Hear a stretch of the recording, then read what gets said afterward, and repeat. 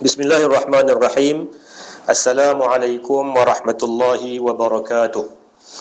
Innal hamdalillahi rabbil alamin wassalatu wassalamu ala asyrafil anbiya'i wal mursalin wa ala alihi wa sahbihi ajma'in. Subhanaka la ilma lana illa ma 'allamtana innaka antal alimul hakim.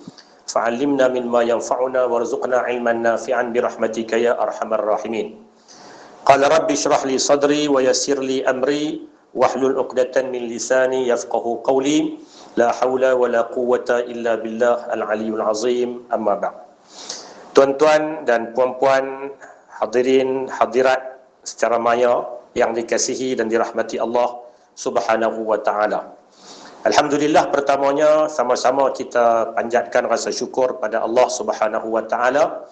Dengan limpah kurnia taufik hidayah, Allah berikan luang kesempatan untuk kita sama-sama bertemu di secara talian atas talian ini dalam siri kita untuk bercerita dan berkongsi tentang perihal haji yang insya-Allah kita semua harapkan untuk kita dimasukkan dalam senarai mereka yang akan bertamu ke tanah suci Makkah Al-Mukarramah untuk musim kali ini insya-Allah.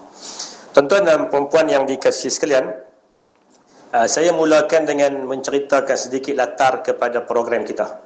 Kerana ada yang bertanya tadi, apabila kita war-warkan kepada bakal-bakal jemaah haji, program kita malam ni dengan temanya Ka'annaka Ma'ahu. Jadi oleh kerana ejaannya tulisan Rumi, bacaannya mungkin bunyi macam lain lah. Jadi ada orang tanya tadi, apa maksud Ka'annaka Ma'ahu? Jadi saya nak mulakan sesi ini dengan menceritakan sikit latar kepada program kita. 2 tahun sebelum ini, iaitulah untuk musim haji 1445, kami di Az-Zuhar selaku pengendali ataupun pengelola jemaah haji merasakan bahawa bakal jemaah perlu untuk dipersiapkan dan dipersediakan bahan-bahan ilmiah supaya bila sampai ke tanah suci nanti, ketika mereka melaksanakan haji, pada ketika itu mereka tidak tertanya-tanya kenapa dan mengapa perlu buat ni, perlu buat tu. Maka sebagai langkah awal, kami telah buat satu program ataupun satu slot secara online ni dengan tema yang kami gunakan pada ketika itu ialah Wa'azzin Finnas. Wa'azzin Finnas itu petikkan daripada ayat Al-Quran yang berkaitan dengan haji, di mana Allah Subhanahu wa taala berfirman, wa'azzin finnasi bil hajji ya'tuka rijalan wa 'ala kulli dhamirin ya'tina min kulli fajjin 'amiq, di dalam surah Al-Hajj. Dalam ayat itu Allah memerintahkan baginda Ibrahim untuk menyeru orang ramai bagi datang mengerjakan haji. Nescaya manusia akan datang sama ada berjalan kaki ataupun mengendarai kenderaan daripada segenap pelosok bumi. Daripada ayat Al-Quran wa'azzin finnas, seruan kepada manusia untuk mengerjakan haji, maka kami buat satu slot dengan tema itu, wa'azzin finnas, dan slot itu mengupas ayat-ayat Al-Quran berkaitan haji. Tumpuan kami kepada kupasan ayat-ayat Quran berkaitan haji yang banyak memfokuskan perihal falsafah dan hikmah di sebalik pensyariatan haji. Dia bukan memfokuskan kepada persoalan hukum hakam, kerana itu telah pun tersedia di siri-siri kursus yang tuan-tuan hadir, dan juga di kursus perdana yang akan kita adakan nanti. Itu 2 tahun sebelum ni, iaitulah pada musim haji 1445, kami buat 5 siri secara online, Wa'azzin Finnas. Maknanya setiap siri itu kita kupas ayat-ayat Quran berkaitan dengan haji lah, pada setiap 5 siri itu dengan tajuk yang berbeza. Kemudian pada tahun lepas 1446 Hijrah, kami merasakan perlu untuk ditambah lagi slot, sebab slot Wa'azzin ini mendapat sambutan dan kita merasakan perlu ditambah lagi. Maka kita buat slot baru dengan namanya Khuzu Anni, iaitulah petikan dari hadis Nabi SAW, di mana baginda ketika mengerjakan haji, ketika nak mengerjakan haji, Nabi SAW bersabda, khuzu anni manasikakum fa inni la adri la'alli la ahujju ba'da hajjati hadhihi. Ambillah urusan haji dari aku, boleh jadi tahun depan aku tak boleh buat haji dah.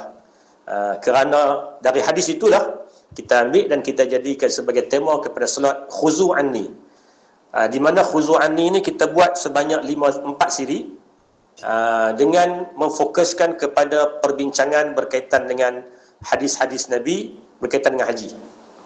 Juga kita tak tumpukan sangat kepada perbincangan hukum hakam, tapi lebih kepada perbincangan maqasid, kenapa disuruh buat tu, kenapa hikmah dan falsafahnya yang kita bincangkan dalam 2 topik tersebut, iaitulah wa'azin finnas, bicara tentang ayat Quran, khuzu anni, bicara tentang hadis. Ini yang kita buat pada tahun lepas, iaitulah sebanyak 9 siri.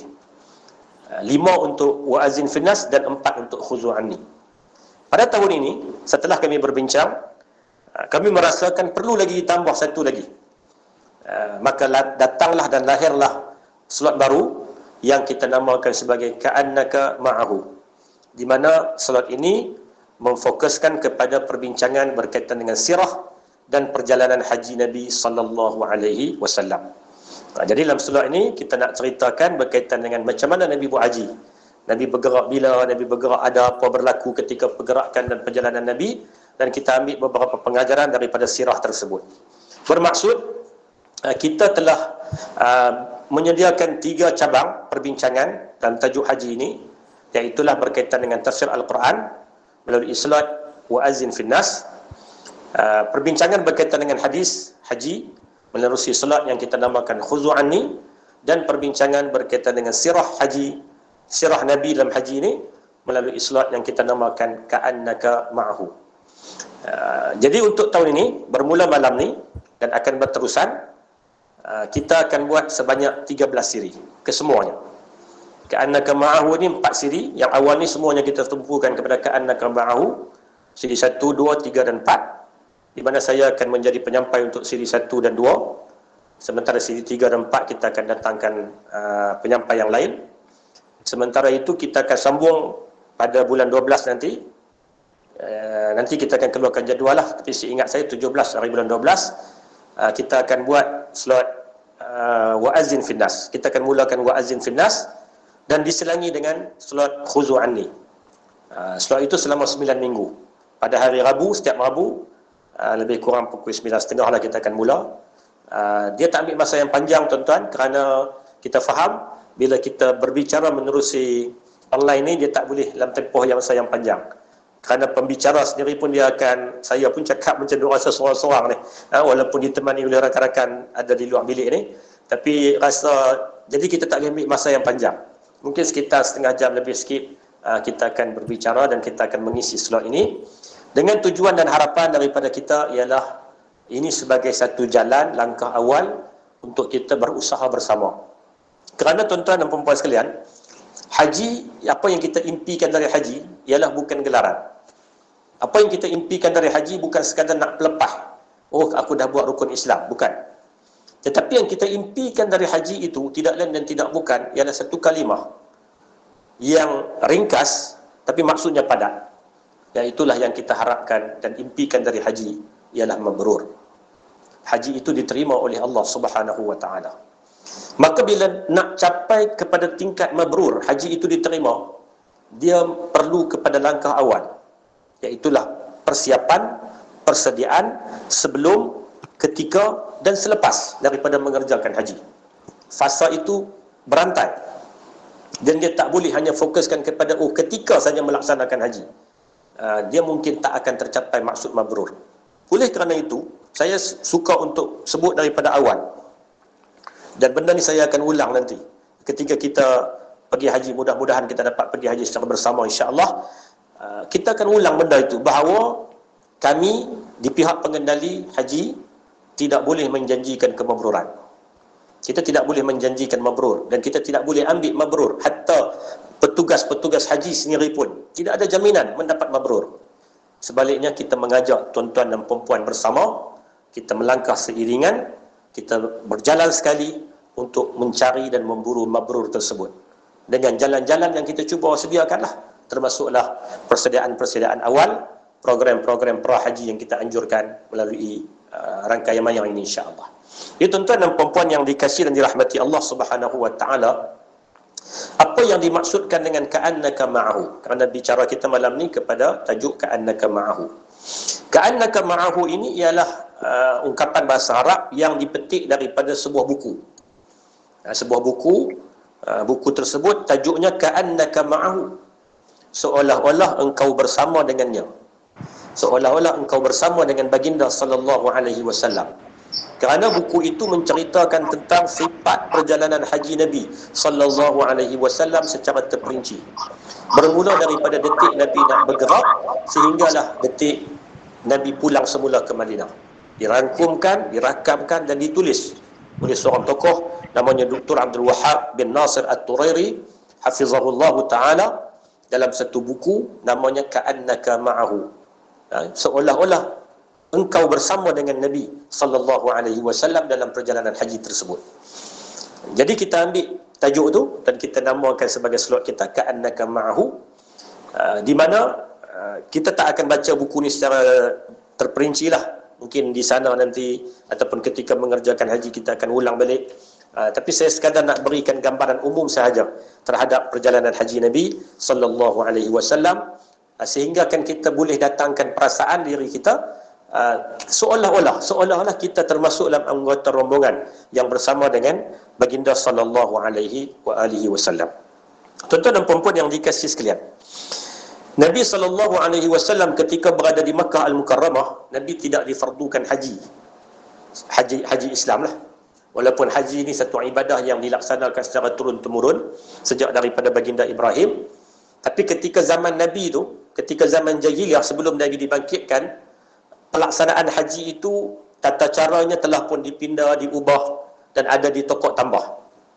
Bila datangnya Islam di Mekah, tidak ada lagi pensyariatan haji. Tapi haji dilaksanakan oleh orang-orang Arab pada waktu itu. Sebab itulah Nabi sallallahu alaihi wasallam ketika tahun-tahun terakhir baginda berada di Mekah, ataupun lebih tepatnya bermula tahun 11 kenabian, Nabi dah mula keluar mencari jemaah-jemaah haji yang datang dari luar Mekah untuk dikembangkan Islam, untuk disampaikan Islam. Dan akhirnya Nabi bertemu dengan 6 orang anak muda yang datang dari Yathrib, dari Madinah. Lalu Nabi tawarkan Islam kepada mereka dan mereka menjadi orang awal yang memeluk Islam di kalangan penduduk Madinah yang diketuai oleh As'ad ibn Zurarah radhiyallahu taala anhu ardah. Jadi haji secara pensyariatan Islam ni belum lagi diwajibkan, tapi telah dikerjakan oleh orang-orang Arab jahiliyah pada waktu itu.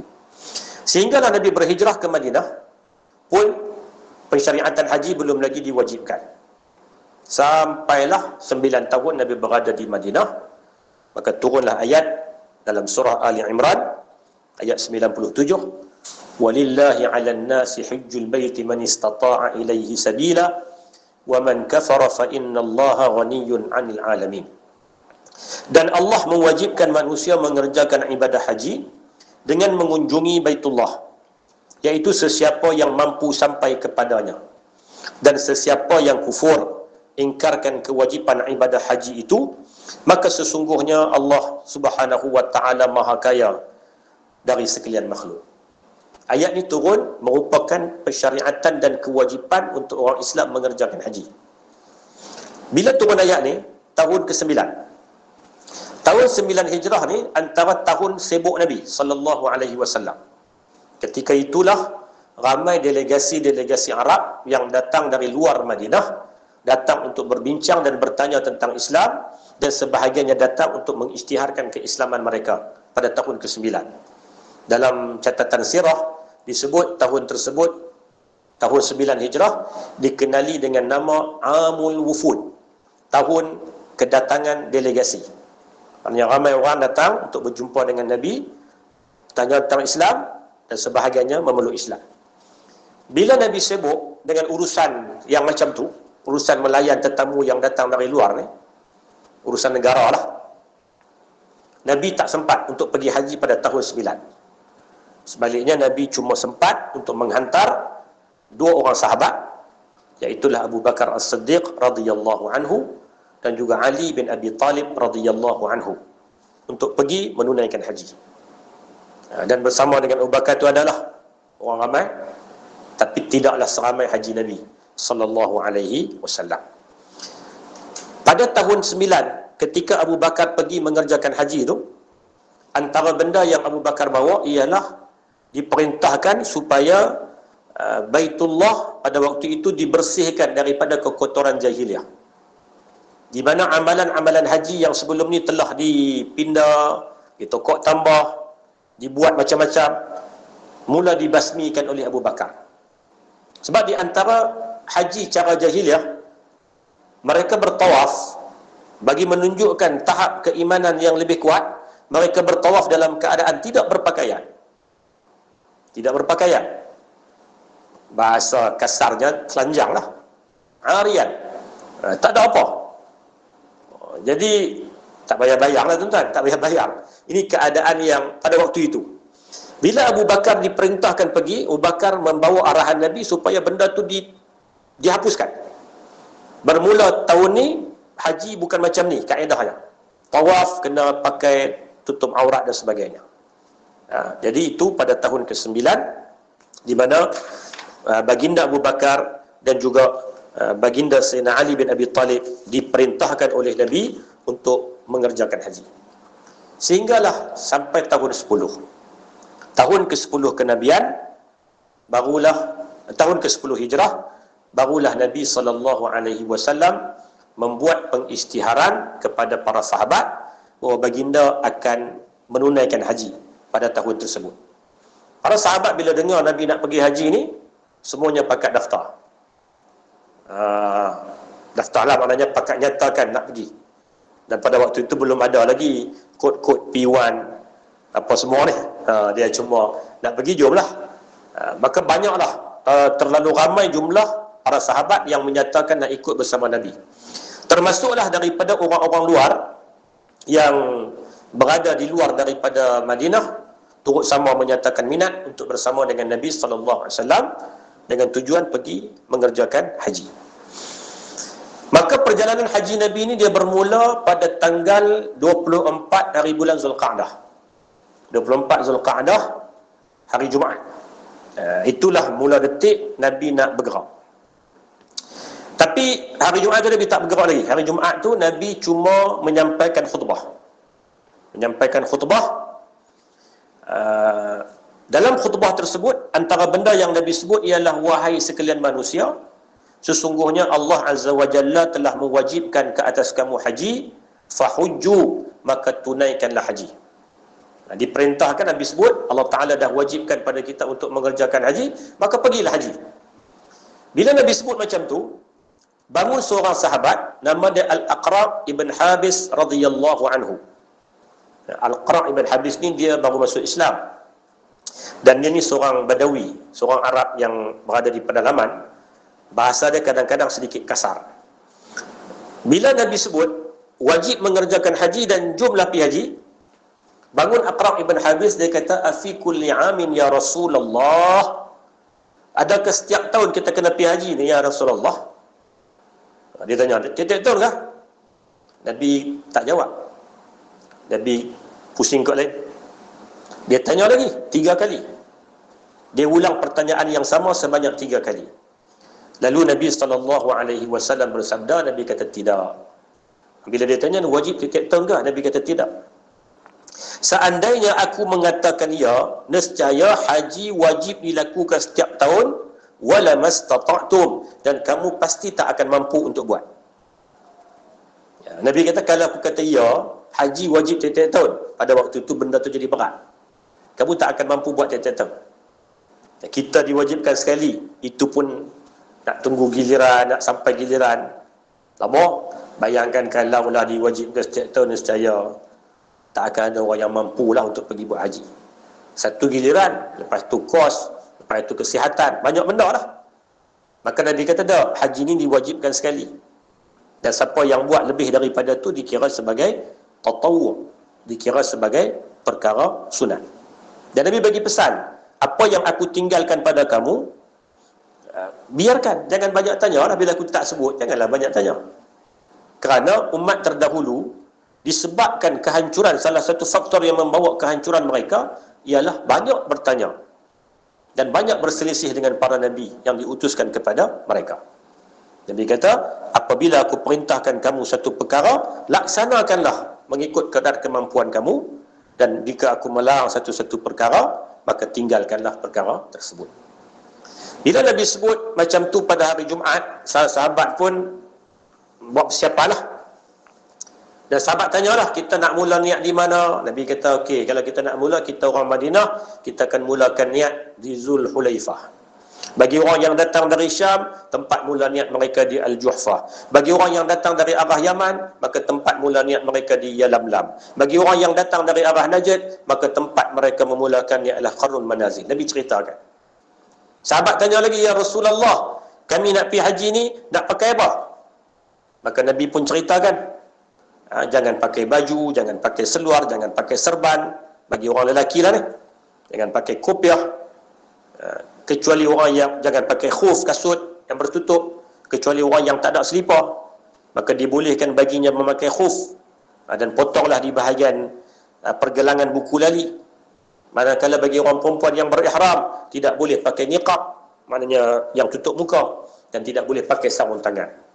Ini penjelasan dan jawapan-jawapan yang Nabi bagi ketika sahabat bertanya waktu Nabi menyampaikan khutbah. Ini berlaku pada 20 Zulqa'dah, 24 Zulqa'dah, hari Jumaat. Esok tu, hari Sabtu, Nabi SAW, 25 Zulqa'dah, kita pun haji, ni bulan haji dia bermula Syawal. Syawal masuk Syawal, 1 Syawal tu bulan haji lah. Maknanya boleh dah untuk niat haji pada waktu tu. Cuma panjanglah tempoh dia. Untuk Malaysia ni, macam tuan-tuan pun sedia maklum, dah dikeluarkan daripada tabung haji, bahawa penerbangan pertama haji ialah pada 1 Zulqa'dah. Penerbangan yang pertama ialah pada 1 Zulqa'dah. Pada 25 hari bulan Zulqa'dah, Rasulullah SAW menunaikan salat zuhur di Madinah sebanyak 4 rakaat. Sebab Nabi belum memulakan musafir, Nabi sembahyang 4 rakaat. Selepas daripada tu Nabi bergerak dengan sahabat-sahabat dengan apa semua, keluar menuju ke Zulhulaifah. Destinasi pertama Nabi ialah di Zulhulaifah. Zulhulaifah ni hari ini orang panggil sebagai Bir Ali. Nama asalnya Zulhulaifah, tapi nama yang popular disebut sebagai Bir Ali. Ataupun nama lebih asal sebelum Bir Ali ni disebut Abyar Ali. Itu miqat lah, miqat. Nabi pergi ke sana di Zulhulaifah. Dan bersama dengan Nabi dia ramai. Jumlah yang ramai, mungkin 100,000 lah. Ada berjalan kaki, ada naik kuda, ada muda, ada tua, bawa dengan isteri mereka, anak-anak mereka. Sehingga kan ada sahabat wanita ataupun sahabiyah yang dalam keadaan uzur, iaitulah mak saudara Nabi, Dhuba'ah binti Zubair. Dia uzur sangat dah, tapi nak pi juga, dia pun pi. Asma binti Abu Bakar, yang pada waktu itu Asma binti Umais, isteri kepada Abu Bakar, Asma binti Umais, yang pada waktu itu sedang sarat, mengandung, tunggu hari je, turut pergi sekali. Dan bila sampai di Zulhulaifah, Asma binti Umais melahirkan anak. Dan kemudiannya Abu Bakar tanya kat Nabi, bagaimana situasi Asma ni, isteri dia? Nak teruskan perjalanan ke, nak kena niat ke, tak kena niat ke, sedangkan dia baru melahirkan anak. Anak itu dinamakan dengan nama Muhammad. Nabi kata, suruh dia bersihkan, walaupun dia dalam nifas, tapi bersihkan, ikat, pakai pakaian yang boleh ni, dan teruskan, niatkan. Maknanya, wanita dalam keadaan uzur, bila nak pergi haji atau umrah, tetap kena niat lah. Dan itu hukum yang kita pun dah tahu. Tak boleh masuk Mekah tanpa niat. Dan tujuannya nak pergi buat haji, buat umrah. Cuma dari satu sisi, kita boleh lihat bagaimana kehebatan para wanita pada waktu itu. Sehingga kan dalam keadaan baru lepas bersalin, boleh meneruskan perjalanan.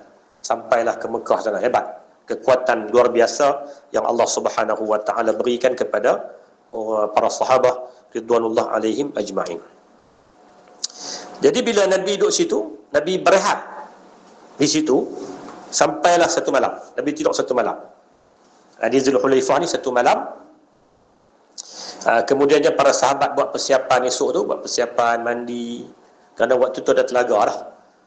Sekarang ni Biasanya orang kalau nak mandi ni mandi di hotel lah. Kalau nak mandi di situ juga walaupun ada bilik mandi, tapi dia akan menyebabkan masa tu panjang. Jadi sahabat-sahabat mandi, buat persiapan dan sebagainya. Kemudian Nabi nak memulakan perjalanan. Bila Nabi nak memulakan perjalanan, Nabi memulakannya pada tengah hari. Itulah perjalanan haji Nabi bermula hari itu dengan Nabi berniat di atas kenderaan. Nabi berniat di atas kenderaan dan Nabi arahkan sahabat-sahabat untuk berniat. Pada waktu itu kebanyakan berniat haji. Nanti kemudiannya barulah Nabi arahkan mereka untuk buat secara tamattu'. Tapi Nabi berniat haji dan umrah. Kerana Nabi punya haji ini ialah haji qiran, menurut pandangan yang paling kuatlah. Jadi pada malam tu, bila sampai di Zulhulaifah hari Sabtu, malam tu lah Asma' tadi melahirkan anak. Dia lahirkan malam tu, malam Ahad. Hari Ahad Nabi bergerak. Dia melahirkan malam tu dan Nabi suruh dia niat jugalah, dia niat.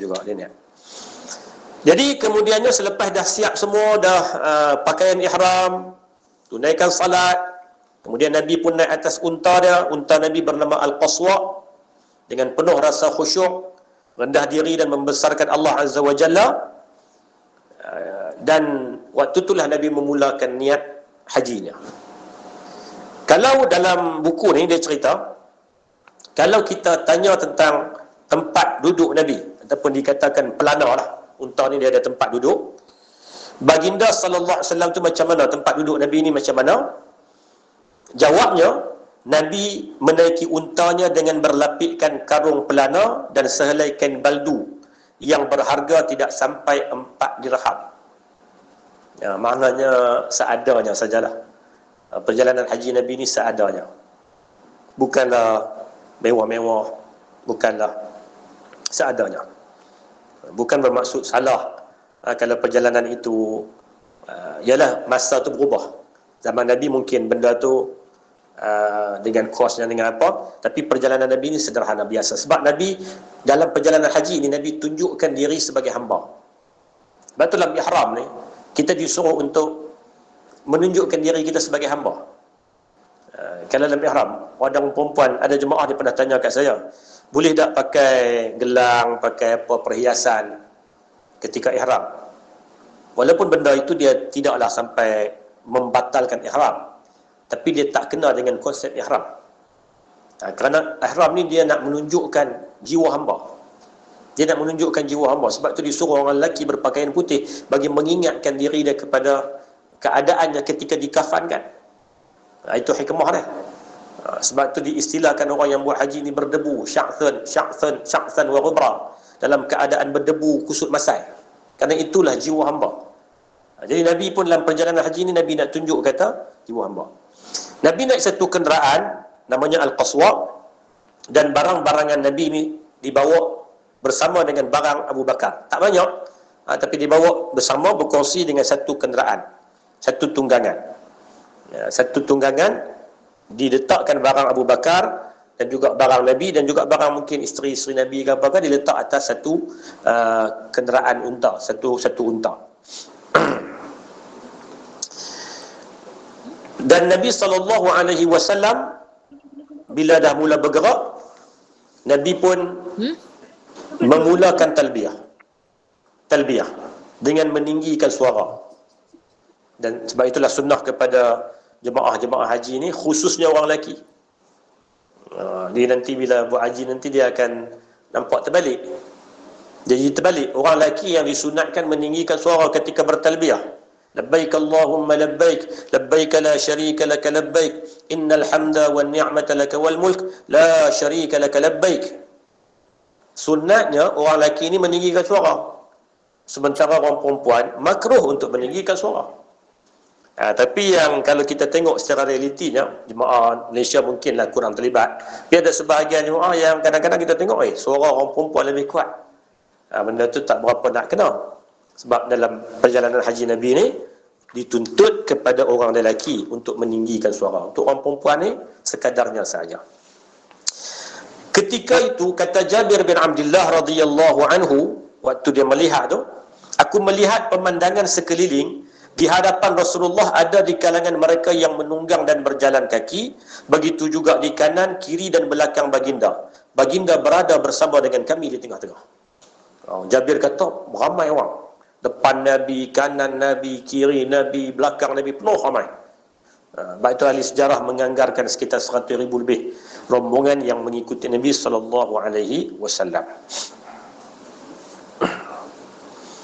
Waktu Nabi memperbanyakkan talbiyah, sebab Nabi ni talbiyahnya tak berhenti lah, melainkan waktu rehat, waktu apa. Tapi ketika naik kenderaan tu, turun lembah, naik bukit, dilakukan dengan ungkapan talbiyah. Ada sebahagian para sahabat yang menambah talbiyah dengan ungkapan-ungkapan tambahan. Labbaika dzal ma'arish, labbaika dzal fawadil, labbaika wa sa'daika wal khairu fi yadaik, wal raghba'u ilaika wal 'amalu labbaika dzan na'ma wal fadlil hasan, labbaika marhuban minka wa marghuban ilaika, labbaika haqqan haqqa ta'abbudan wa riqqa. Itu ungkapan tambahan talbiyah yang diungkapkan oleh sebahagian sahabat. Nabi dengar dan Nabi tak larang. Nabi teruskan dengan ungkapan talbiyah Nabi. Para sahabat pun ada di celah-celah talbiyah tu dengan zikir, dengan ucapan-ucapan lain sebagai nak menzahirkan, nak menunjukkan syiar ibadah haji. Dan perjalanan tu sampailah hentian pertama Nabi di satu kawasan namanya Ar-Rawha ataupun Fajr Rawha. Hari ini kalau orang pergi ke Madinah, sebahagian orang ni dia pergi ke Badar. Dia pergi ke Badar, melawat Badar, dia akan lalu kawasan tu Fajr Rawha. Fajr Rawha ataupun Fajr Rawha ni diistilahkan sebagai R&R para Nabi. Kerana Nabi SAW sebut 70 orang Nabi telah melalui Fajr Rawha untuk menunaikan haji, dan mereka memakai pakaian yang dibuat daripada bulu. Jadi Fajr Rawha itu disebut sebagai hentian ataupun R&R para Nabi alaihi wassalam. 70 orang Nabi mengerjakan haji melalui laluan itu. Kemudian bila Nabi lintas di satu kawasan, Nabi tanya ni, kita ni duduk di kawasan mana? Sahabat abang lah. Kawasan ni namanya Wadil Azraq. Nabi kata, kawasan ini seolah-olah aku melihat Musa di atas unta merah. Maknanya kawasan ni dilalui oleh Nabi Musa ketika mengerjakan haji. Lepas tu lintas pula satu tempat, Nabi tanya, kita di kawasan mana? Abu Bakar kata, Wadi Usfan. Baginda bersabda, sesungguhnya Hud dan Saleh, Nabi Hud dan Nabi Saleh melalui kawasan ini dengan menunggang sekumpulan unta merah. Jadi maknanya laluan itu laluan yang dilalui oleh para anbiya alaihimussalam. Sepanjang perjalanan haji Nabi ni, Nabi bertindak sebagai pembimbing, Nabi bertindak sebagai guru. Sebab sahabat-sahabat tanya. Sampailah satu ketika sebelum nak bergerak tu, Nabi dengar ada seorang sahabat, dia berniat. Dia kata, labbaika an Syubrumah. Syubrumah tu nama orang. Seolah-olah dia niat bagi pihak Syubrumah. Nabi tanyalah, siapa Syubrumah? Lelaki itu jawab, dia saudara aku, tapi dia tak buat haji. Aku buat haji bagi pihak dia.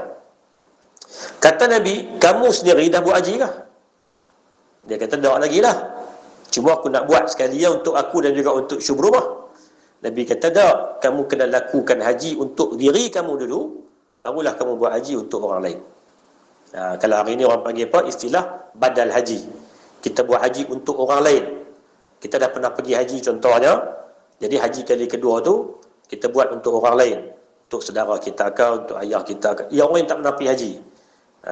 Itu disebut sebagai badal haji. Jadi Nabi bimbing para sahabat.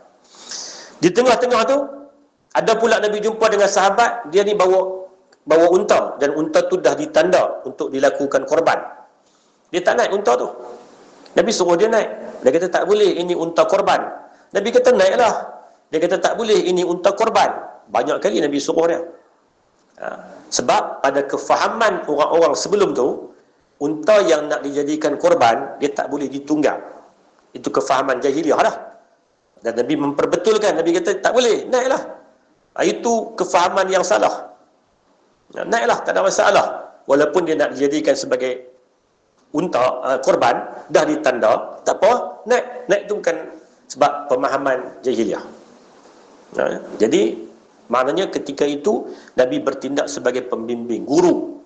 Nabi sentiasa melihat keadaan para sahabat dan Nabi menyatakan hukum hakam, panduan dan sebagainya. Begitu juga ada seorang sahabat, dia jumpa dengan Nabi, dia kata, sebelum nak bergerak ni, isteri dia nak mai haji tapi aku tak bagi. Isteri aku minta nak mai haji tapi aku tak bagi, aku suruh. Akhirnya Nabi kata,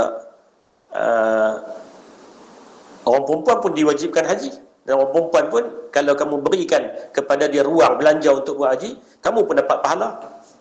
Jadi Abu Talib, seorang sahabat ni, dia rasa macam dia salah. Dia kata, ada tak amalan lain yang sama nilainya dengan haji ni? Itulah keluar hadis, Nabi kata apa? Umrah pada bulan Ramadan. Umrah pada bulan Ramadan tu nilainya lah, ganjarannya. Dia tidak menutup kewajipan haji tu, tapi nilai dan ganjarannya sama seperti mengerjakan haji bersama dengan Nabi SAW. Dalam perjalanan itu Nabi berhenti di banyak tempat lah. Bukan kata berterusan, sebab jarak daripada Madinah nak pergi ke Mekah ni 420 km. Sebaliknya Nabi berhentilah banyak hentian. Nabi berhenti di banyak hentian. Dan sampailah satu hentian, ada cerita yang agak menarik, dan cerita ni mungkin berlaku kepada kita.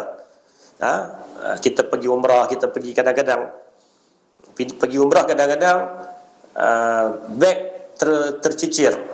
Sampai dah di hotel, tiba-tiba beg tak ada. Bukan hilang, tapi tercicir ke apa ke, kita pun marah habis lah. Marah semua orang. Rupanya cerita tentang beg tercicir, barang tercicir ni pernah terjadi kepada Nabi SAW dalam perjalanan haji. Di salah satu tempat perhentian Nabi, ada satu tempat yang bernama Al-Arsh. Rasulullah duduk dan di samping baginda ialah isterinya Aisyah, manakala sahabatnya Abu Bakar duduk bersebelahan anak perempuannya iaitu Asma. Sedang berehatlah. Tiba-tiba datang gulam. Gulam ni budak ataupun hamba yang bertugas dengan hamba yang bekerja dengan Abu Bakar. Kerja dia bawa unta yang ada barang Nabi dan ada barang Abu Bakar. Bila dia datang, dia main seorang, unta tak ada. Abu Bakar duduk tunggu dia sebab nak mungkin ambil barang lah, sempat rehat ni kan. Sampai-sampai dia main dia saja, unta tak ada. Abu Bakar tanya, unta mana? Dia kata, unta hilang. Unta aku terlepas, tak ada nak cari. Abu Bakar pun tepuk manja lah kepada gulam budak ni, sambil dia kata, unta sekok boleh terlepas. Bukan banyak ekor, jaga sekornya. Nabi SAW memandang Abu Bakar sambil tersenyum. Dan Nabi kata, lihatlah apa yang dilakukan oleh orang yang berihram. Maknanya apa? Waktu tu Abu Bakar nak marah, tapi dia sedar kata dia dalam ihram, lalu dia marah manja. Marah juga, dia marah manja. Lepas tu Nabi kata, oh tengok orang buat dalam ihram macam mana. Ihram itu menghalang seorang daripada bertindak kasar. Padahal waktu tu barang hilang, barang Nabi, tapi Nabi masih lagi boleh senyum, Nabi masih boleh relax, Nabi masih boleh tenang. Sampailah sahabat-sahabat bila dapat maklumat kata barang Nabi ni, unta Nabi yang bawa barang Nabi ni hilang. Dia pun pemailah jumpa Nabi, bawa makanan, bawa hais, makanan pada Nabi SAW. Nabi pun ajak Abu Bakar, mah kita makan, yang orang bagi kita makan. Makanan yang enak, walaupun barang bekalan yang duk ada tu hilang, tapi Nabi masih boleh dalam keadaan positif. Nabi pelawar Abu Bakar. Sementara Abu Bakar duk tahan marah lagi kepada budak tadi, sampai sekok unta pun, tapi dia masih ingatlah bahawa dia dalam ihram. Sampai Nabi perasan, Nabi kata, bertenanglah wahai Abu Bakar, perkara ini bukan kemahuanmu atau kemahuan kita. Dan budak ni, gulam ni, hamba ni, dia bersungguh-sungguh. Dia jaga unta tu sungguh-sungguh. Tapi nak buat macam mana? Sudah tentu ada hikmah terhadap benda yang hilang ni. Jadi Abu Bakar bila dengar saja pesan Nabi SAW, tak apalah, makanlah apa yang ada tu sampailah kenyang. Kemudian seorang sahabat lain nama Safwan bin Mu'attal, dia datang, dia mendekati kemah Nabi, bersamanya ada seekor unta yang membawa barangan di atasnya, dan unta tersebut berlutut di tepi pintu kemah Nabi. Rupanya unta Nabi dijumpai oleh seorang sahabat lain. Unta yang bawa barang Nabi tadilah ditemui oleh seorang sahabat lain nama Safwan bin Mu'attal. Lalu dia pun mai, dia kata, ni ya Rasulullah, entah. Nabi pun senyum. Nabi terus kata kepada Abu Bakar, sekarang cek barang kamu, ada yang hilang tak? Sebab unta ni tercicir, tersasar ke arah lain. Kok dibimbangilah barang apa hilang, cek Abu Bakar. Abu Bakar cek-cek, dia tak ada cawan. Lalu dia kata cawan tak ada. Cawan yang dia bawa, cawan lah, bekas untuk guna minum. Budak yang ditugaskan untuk jaga unta tadi terus kata, cawan tu ada kat saya. Maknanya apa? Maknanya tak ada barang yang hilang. Barang tak hilang walaupun awal tadi macam risau macam apa. Maknanya, tuan-tuan dan puan sekalian, cerita yang mungkin kita rasa berlaku kat kita. Ya, kita pergi umrah atau pergi haji pun. Tuan-tuan pergi haji nanti, bila sampai di Jeddah, urusan beg tuan-tuan diuruskan semuanya oleh pihak yang bertanggungjawab lah. Maknanya kita tak ambil beg kita. Kita sampai tu terus naik bas. Beg akan dibawa dengan lori dan terus sampai ke hotel. Kemungkinan tercicir tu ada lah kemungkinannya. Kemungkinan risiko tercicir tu ada. Tapi kalaulah berlaku benda tu, kalau berlaku kat kita nanti, relate balik dengan cerita Nabi sallallahu alaihi wasallam. Relax, tenang. InsyaAllah benda tu akan dijumpai lah. Dan Nabi pun bersikap positif. Akhirnya benda tu datang lah. Di celah-celah tu datang seorang sahabat namanya Sa'ad bin Ubadah radhiyallahu an. Dia nak bagi barang kat Nabi. Sa'ad bin Ubadah ni orang Ansar. Banyak jasa dia kat Nabi. Sehingga kan Nabi rasa, ya apa ni yang jasa baik sangat ni. Dia nak bagi barang. Nabi kata tak apa, jumpa dah. Dia kata dah, ambil lah. Sehingga kan Nabi kata tak cukup lagi ke, wahai Abu Thabit, apa yang telah kamu lakukan kat kami, macam-macam benda yang kamu bagi ni. Kata Sa'ad, pemberian ini untuk Allah dan Rasulnya. Demi Allah, ya Rasulullah, apa yang diambil daripada harta kami, lebih kami cintai daripada harta yang ada pada kami. Ini di antara cerita bagaimana sahabat dengan Nabi SAW. Jadi perjalanan Nabi itu, perjalanan haji Nabi itu memakan masa daripada Madinah nak sampai ke Mekah itu memakan masa kurang lebih 1 minggu. Kurang lebih lah. Daripada 25, 26 Nabi sampai lebih kurang 4 hari bulan Zulhijjah. Maknanya 1 minggu kurang lebih perjalanan Nabi SAW dengan berhenti dengan apa semua tu. Dan sepanjang tempat perhentian tu ada sahabat yang mai tanya tentang hukum, mai tanya tentang apa semua Nabi cerita. Dan Nabi layan sahabat dengan penuh santun, dengan penuh layanan yang cukup baik. Seolah-olah seorang guru yang sedang membimbing murid-muridnya. Sebab tu ada sahabat tanya, Nabi cerita. Sahabat tanya, Nabi jawab. Nabi jelaskan kekeliruan yang timbul di kalangan para sahabat ridwanullah ta'ala alaihim ajma'in. Kemudian bila sampai di Mekah, bila Nabi sampai di Mekah ni, Nabi mula singgah di kawasan namanya Zituwa. Dan di situlah Nabi mandi, Nabi apa semua. InsyaAllah tajuk tu akan kita sambung dalam pertemuan siri yang kedua nanti. Iaitulah pada minggu depan lah, kalau tidak ada apa-apa halangan. Pada minggu depan, waktu dan hari yang sama insyaAllah kita bertemu untuk bicara berkaitan dengan ketika Nabi sampai pula di Mekah. Kupasan daripada buku Ka'annaka Ma'ahu ni insyaAllah. Mudah-mudahan dengan kita baca, walaupun mungkin kita baca tu tak detail, tak penuh, tak sempurna, tak lengkap, tapi sekurang-kurangnya kita akan boleh merasakan sebuah sikit bagaimanakah Nabi bersama dengan para sahabat dalam perjalanan haji, Hajjatul Islam, satu-satunya haji yang Nabi kerjakan, iaitulah pada tahun ke-10 Hijrah. InsyaAllah, mudah-mudahan ada kebaikan dan manfaat. Saya ucap terima kasih atas komitmen yang ditunjukkan oleh tuan-tuan dan puan-puan. Di samping saya berdoa, mudah-mudahan kita semua diberikan kesihatan dan diberikan ruang masa, dan juga kita diberikan kesempatan. Mudah-mudahan tahun ini kita semua dijemput dan diundang untuk menjadi tetamu Allah Subhanahu wa taala dalam usaha kita untuk mengerjakan haji. Dan dalam haji itu apa yang kita harapkan ialah mabrurnya haji. InsyaAllah tuan-tuan, doakan kita bersama. Moga-moga ada kebaikan pertemuan ini. Moga-moga Allah Ta'ala limpahkan rahmatnya pada kita. Dan moga-moga usaha kami di pihak Az-Zuhra selaku pengendali untuk menyediakan program-program ini akan memberikan kebaikan kepada kita bersama. Saya sebut tadi dia sebagai laluan usaha kecil kita untuk kita memburu mabrur dalam haji insya-Allah. Terima kasih kepada semua. Terima kasih juga kepada rakan-rakan teknikal yang saya bersiaran dari Kedah, dari pejabat Az-Zuhra di Al-Ustaz. sementara rakan-rakan teknikal kita berada di Ibu Pejabat di Bangi. Terima kasih kepada semualah rakan-rakan, saudara-saudara, tuan-tuan dan puan-puan yang mungkin dari utara tanah air sampai ke selatan tanah air. InsyaAllah kita bertemu lagi dalam pertemuan yang akan datang. Wafaqanallahu wa iyyakum. Aqulu qawli hadza wa astaghfirullahal azim li wa lakum. Wassalamualaikum warahmatullahi wabarakatuh. Terima kasih kepada semua. InsyaAllah jumpa lagi.